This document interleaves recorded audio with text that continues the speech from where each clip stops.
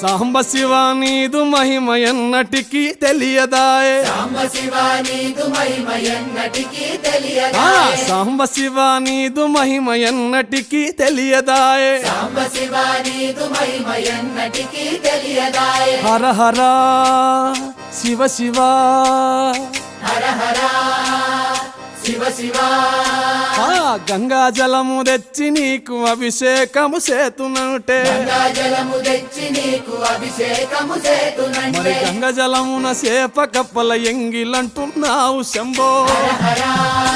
ఆహా. శివ శివ హర హర శివ శివ